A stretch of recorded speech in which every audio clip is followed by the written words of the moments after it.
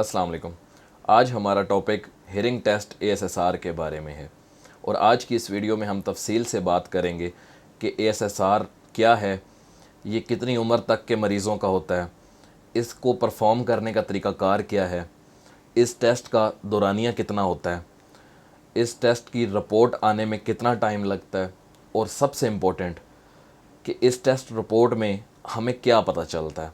तो चलें सबसे पहले हम बात करते हैं कि ASSR auditory steady state response ये क्या है।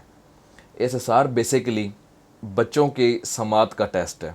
इसमें हमें पता चलता है कि बच्चा या बच्ची किस फ्रीक्वेंसी पे कितना सुनते हैं और कितना उनको हेयरिंग लॉस है, और सेकेंडली कि बच्चे को हेयरिंग लॉस है या नहीं है, ये भी हमें इस टेस्ट से पता चलता है।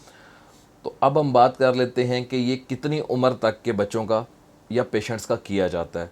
तो मोस्टली यहाँ पे ये टेस्ट 5 साल तक की उम्र के बच्चों का किया जाता है।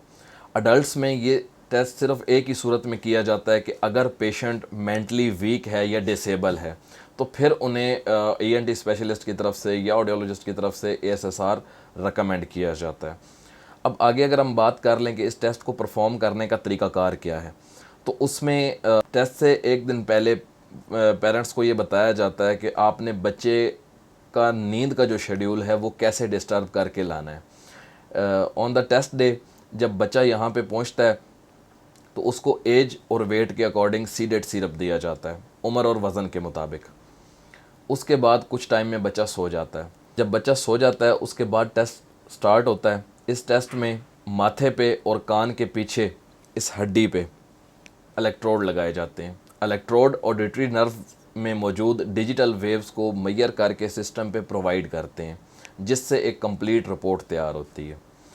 ASSR टेस्ट का जो दौरानिया है या जो इस टेस्ट पे टाइम लगता है वो 25 से 30 मिनट तक का टाइम लगता है इस टेस्ट पे, और 10 से 15 मिनट बाद इसकी रिपोर्ट भी मिल जाती है। अब मोस्ट इम्पॉर्टेंटली कि इस रिपोर्ट में हमें किन चीज़ों का पता चलता है, तो इस रिपोर्ट में हमें पता चलता है कि बच्चे के आउटर ईयर में ईयर वैक्स बिल्डअप तो नहीं है या कोई इन्फेक्शन, इसके बाद इसके मिडल ईयर में कोई पीपस वगैरह तो नहीं है, या पर्दा फटा हुआ तो नहीं है, या बच्चे का इनर ईयर वीक तो नहीं है। इनमें से अगर कोई भी चीज़ हो तो वो इस टेस्ट में सामने आ जाती है। अब आगे इसी टेस्ट रिपोर्ट की बेसिस पे ऑडियोलॉजिस्ट या ENT स्पेशलिस्ट पेशेंट को फर्दर रिकमेंडेशंस देते हैं और उनके केस को लेके चलते हैं। और इसके ट्रीटमेंट में अगर हम बात करें कि क्या क्या चीज़ें आ जाती हैं, किन चीज़ों से इसका ट्रीटमेंट होता है अगर बच्चे को हेयरिंग लॉस डायग्नोज होता है, तो इसमें मेडिकेशन की जाती है बच्चे की। दूसरे नंबर पे अगर हम देखते हैं सर्जरी भी होती है ऐसे बच्चों की जिनमें हेयरिंग लॉस आ रहा होता है, और या फिर उनको हेयरिंग एड्स लगाए जाते हैं, आला समात लगाए जाते हैं। अगर टेस्ट रिपोर्ट में हमें पता चले कि बच्चे का जो मसला है वो मेडिकेशन का है या सर्जरी से ठीक होने वाला है, तो ऐसी सूरत में audiologist refer back to ENT specialist करते हैं।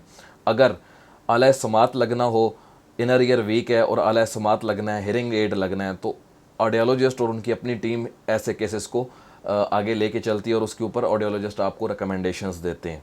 तो आपसे गुजारिश है कि अगर आपके घर में ख़ानदान में कोई ऐसा बच्चा है जिसका आप मुआयना करवाना चाहते हैं या कंप्लीट एक प्रॉपर ट्रीटमेंट करवाना चाहते हैं, तो आप उसे नेशनल सीमेंस हेयरिंग सेंटर में लेके आ सकते हैं। और अगर आप लाना चाहते हैं मरीज़ को, तो साथ दिए गए नंबर्स पे आप रब्ता करके अपना टाइम ले सकते हैं और टाइम लेके अपने पेशेंट को लेके आ सकते हैं। यहाँ पे टेस्ट हो जाने के बाद आगे ऑडियोलॉजिस्ट आपको फर्दर रिकमेंडेशंस देते हैं।